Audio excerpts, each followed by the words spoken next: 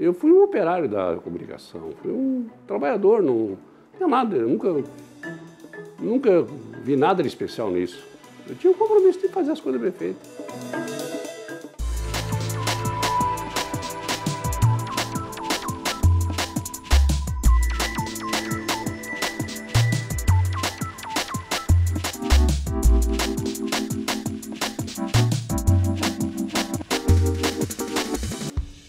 O que eu queria era jogar futebol.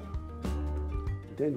Como fui um fracasso no futebol, me deram uma esteira com prego e nunca mais eu voltei para o estádio. E aí a convivência com... Né, vai para o rádio, no rádio antes da Copa do Mundo de 1958, eu já estava na retaguarda escrevendo alguma coisa, lendo jornal. A gente fazia um recorte de jornal para ler no outro dia. O jornal de Porto Alegre chegava no outro dia aqui, né? Então era uma coisa muito atrasada, né? Mas era o que tinha de mais interessante, as pessoas gostavam. Nós tínhamos dois que já faleceram, duas pessoas extraordinárias na comunicação do rádio, que era o João Sônego, foi prefeito da cidade, foi vereador.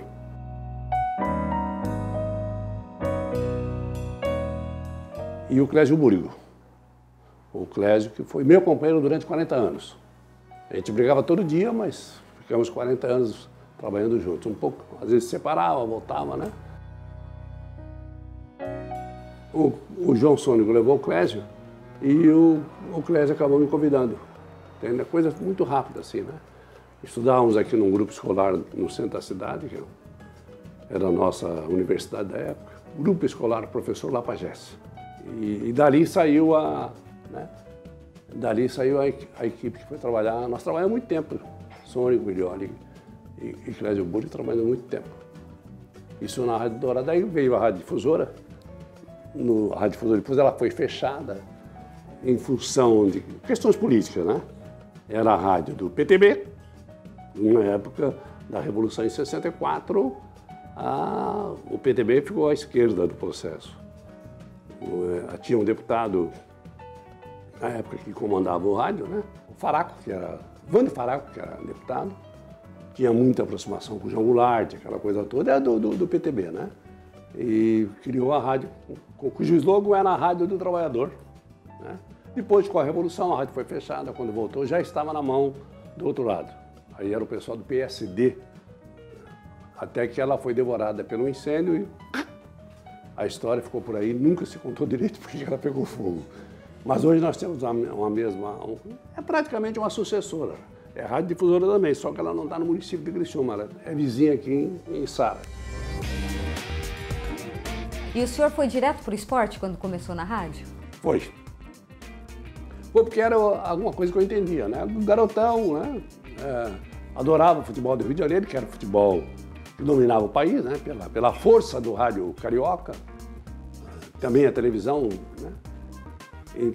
A influência maior é o Rio de Janeiro, né? Como eu gostava muito de futebol, então o começo foi futebol. Mas depois, na sequência, abri a rádio com Caipira, fechei a rádio com Caipira, trabalhava na informação, no jornal direto, né? Mas predominantemente na área esportiva.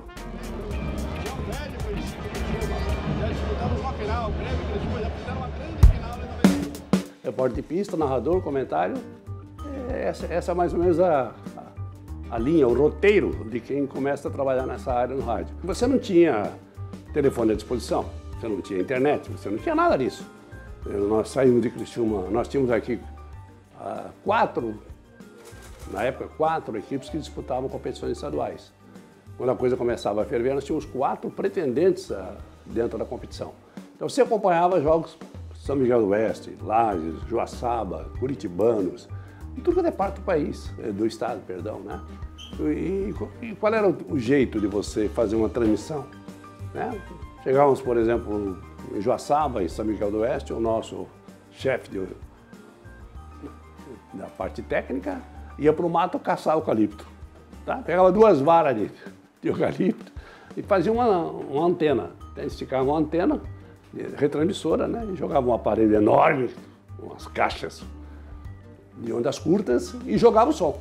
E aqui, na recepção, o assistente tinha que estar procurando né, a melhor qualidade, às vezes, vários locais, havia uma propagação, vários locais para colher, capturar o melhor som para botar no ar. Nem sempre dava certo. Nós fizemos uma transmissão, acho que isso ficou gravado na minha memória. Nós fizemos uma transmissão em Joinville, na época. Um jogo interessante, se eu não me engano, nesse jogo, quem deu o pontapé inicial foi a Miss Brasil, a nossa gloriosa Vera Fischer, que deu o pontapé inicial desse jogo. E nós fizemos, acho que faz tempo, né? Ela foi eleita Miss Santa Catarina. Ela foi eleita Miss Santa Catarina no sábado em Blumenau e no dia seguinte em Joinville ela deu o pontapé inicial. Ela tinha 17 anos. Você imagina o tempo que faz isso. Nós transmitimos com aquela vara normalmente, tudo bem. Aquela manobra, aquela mão de obra horrível, né? Fecha, encaixota, tudo, vamos embora. Chegamos aqui no outro dia praticamente. Não tinha asfalto, não tinha nada. Você levava um ano. Se chovesse, tu não subia o Morro do Cavalo. Na volta, a primeira pessoa que nós encontramos foi um ex-jogador do clube, ex-árbitro de futebol. Quando nós chegamos, parabéns, escutei vocês lá, estava muito bom, uma maravilha, quis saber mais detalhes do jogo, né? Já era um dia seguinte, era uma segunda-feira pela manhã, fiquei muito satisfeito, né? Então, correu tudo bem. Chegamos na rádio, tudo bem, né? Tudo aquela... Não transmitimos. O nosso operador, ele encontrou alguma dificuldade, desligou, foi um matinê com a namorada. E esse cidadão ouviu a transmissão do piloto das curtas, viu? Ele em casa ouviu perfeitamente bem, né?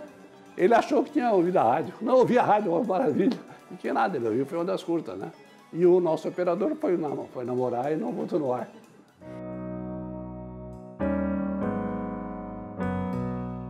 Hoje o Criciúma não tem mais nenhuma mina, mas nessa época nós tínhamos mineração em Santana, Minerasil de Santana, que tinha o time de futebol Minerasil, tinha aqui Boa Vista, Itaúna, Treviso, Metropol, né? De todos. Cada mineração praticamente, para dar uma alegria, para dar uma satisfação, que era o único entretenimento para o operário, então tinha o time de futebol. O que deu mais certo foi a Metropol. O Metropol chegou a excursionar pela Europa em 62, ficou lá 2 meses, jogou na Espanha, jogou na Cortina de Ferro, a chamada Cortina de Ferro da época, né? Jogou em Berlim, na Alemanha, Ocidental. Fez uma excursão maravilhosa, ganhou vários jogos importantes, ganhou 14 jogos, de 23 ganhou 14 jogos. E era um time de mineração, da família Freitas, que por conseguinte também tinha o império da comunicação. A RCE, televisão, pertencia ao Grupo Freitas, né, Grupo Secrisa. Eram 4 estações, Criciúma, TV Cultura em Florianópolis, TV de Xanxerê e a TV de Itajaí. Depois eles acabaram de existir 14 emissoras de rádio. Eu acho que foi a rede mais forte que nós tivemos, local, né? Com o capital catarinense, com a estação local. E depois, algumas desilusões, eles acabaram perdendo o entusiasmo, né? Negociaram a televisão para um grupo de Goiás, o Grupo Triunfo. Eu ainda continuei trabalhando na televisão também com o Grupo Triunfo. Depois, eu até acho que foi uma jogada para cair nas mãos da RBS, que estava crescendo assustadoramente, né? E depois a RBS também acabou comprando a antiga RCE. Um período muito bom, era interessante porque eu saía daqui de Criciúma com o pessoal de rádio para fazer um jogo em Joaçaba. A meninada do posto olhava para a minha cara, eu quero da televisão. Foi tão forte a influência da RCE que eu acho que eu lamentei mais que os proprietários da perda desse império. Que ela realmente tinha uma audiência muito forte no estado inteiro. Nós tínhamos um programa de debate ao meio-dia, né? Participava na capital o Roberto Alves, o Miguel, o Eládio em Itajaí, e eu fazia aqui de Criciúma. Então isso marcou uma época interessante da televisão. Eu acho que foi o melhor instante da TV da RCE.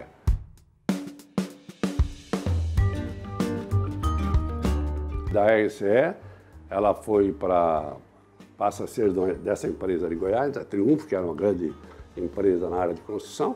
Acho que eles não tinham muita vocação para a comunicação. Ali eu tive um conflito e acabei caindo fora. Eu fui demitido. Foi uma besteira.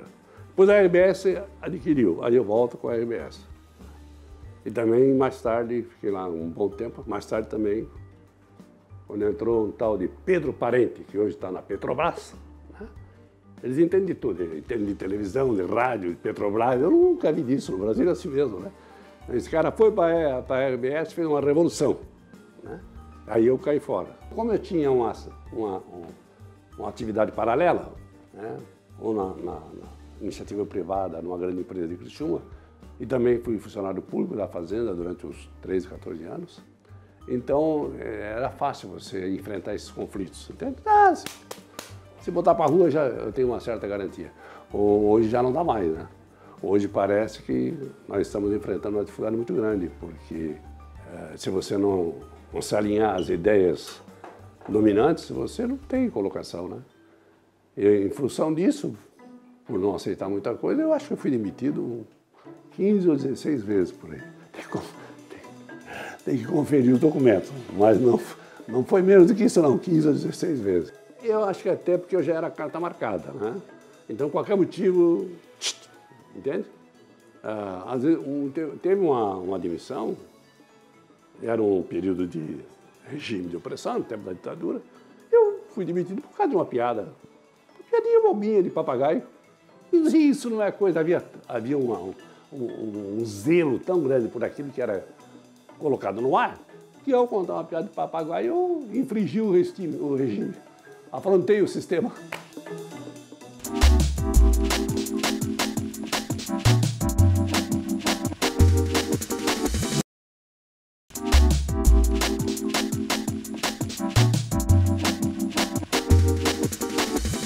O senhor também atuou nos times, né, da cidade, ou num dos times da cidade, né? Eu fui para o Criciúma num momento ruim do Criciúma. A minha primeira missão no clube foi fazer uma raspagem. Qual era o seu cargo? Como gerente. Me deram carta branca na época, o presidente era o Moacir, e eu tive que demitir 24 funcionários, 24 atletas, jogadores. Isso é a coisa pior que tem. Mas não tinha como você fazer outra coisa, porque o ambiente estava muito, entende?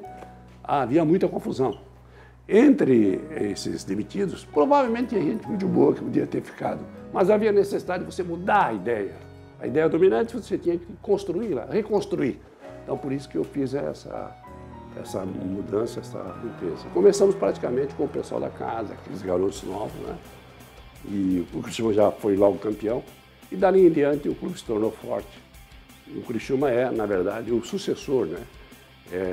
Vem do Comerciário, que era o time da cidade, e o presidente na época, quando houve um licenciamento por falta de recursos, quando o clube volta à atividade, o presidente Angeloni, que foi 4 vezes presidente, uma das figuras mais importantes da história do clube, ele teve uma sacada interessante. Olha, os outros das direções estavam fora, tinham parado ou licenciado porque não tinham como tocar. E ele fez a seguinte proposta: eu toco, mas quero mudar a camisa, quero mudar o nome do time, quero colocar o nome da cidade e trazer todo esse pessoal das outras entidades para dentro do Criciúma. Ele conseguiu mudou a camisa, saiu do azul para o amarelo e branco, mudou o nome do clube e o Criciúma hoje realmente tem uma posição forte no cenário nacional, né? E muito conhecido no mundo inteiro. Quando o senhor foi para o time, o senhor saiu da rádio? Eu saí da televisão e saí da rádio. Você, para chegar a ser campeão, como no caso do Criciúma, você tem que ter uma estrutura que começa dentro de campo, volta para dentro de campo, dá volta pelo estádio. Fui para o clube. Foi um ano. Depois eu tive uma passagem também no Avaí. Em 89 eu fui para o Avaí. O presidente do Avaí, Dr. Décio Girardi. Depois houve uma eleição, uma mudança, assumiu um outro rapaz, ele deixou, eu também acabei saindo. Mas na época correu tudo bem, o Avaí também foi campeão em 89. O que o senhor fez a partir de 89, quando o senhor saiu do Avaí? Voltei para o clube. E do clube voltei para o rádio. Ficou esse vai e vem. Eu tive na minha juventude, assim que eu comecei no rádio, também fiz uma sociedade, montei um jornal na área esportiva, mas também teve vida curta pelas dificuldades. Hoje eu tenho um blog. né, para me divertir, mais para me divertir e para rebater algumas informações que não condizem com a nossa realidade, com o que está acontecendo. E o senhor acha que o jornalista esportivo ele pode ser torcedor, não tem problema? Não tem problema nenhum. É uma cretinice, é uma camuflagem boba. O juiz de futebol também tem time, né? O comentarista, o radialista, dizer que não tem time, isso é uma bobagem, até porque ele está no meio exatamente porque ele torcia para algum time.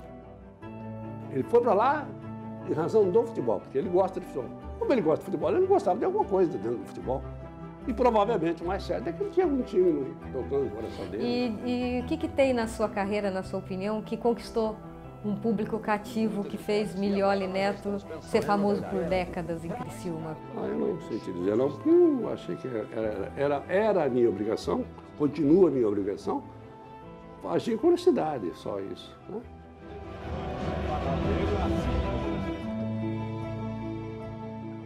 Às vezes você dá um passo errado, quando esse jogador não serve para o clube, esse jogador é uma ferida. Às vezes eu tinha essa crueza quando me irritava, com aquela insistência com determinada coisa que eu via e tinha convicção, a certeza que não estava certo. Então, às vezes, eu era um pouco duro, entende? E isso feria algumas pessoas, né? Mas com o objetivo de quê? De tentar solucionar o problema. A ideia sempre foi contribuir, nunca foi de destruir ou de desmontar. E o senhor ainda atua em TV, rádio? E na televisão, o canal TV Litoral, é um canal fechado, né? Nós fazemos um programa segunda-feira e tínhamos até pouco tempo um programa meio-dia. Se tivéssemos uma programação bem feitinha, bem arrumadinha, ingressos acessíveis, ia faltar o estádio, Mas paramos com o programa e eu continuo fazendo um programa de debate toda segunda-feira, só. É mais colaboração. Eu não pago nada para a televisão não paga nada para mim. Como é um programa feito para a região, nós temos um escoro de patrocínio, nós temos uma verbazinha que mantém o programa no ar. E é dali que a gente tira alguma coisa. O senhor tem vontade de voltar a comentar? Não, vontade eu não tenho.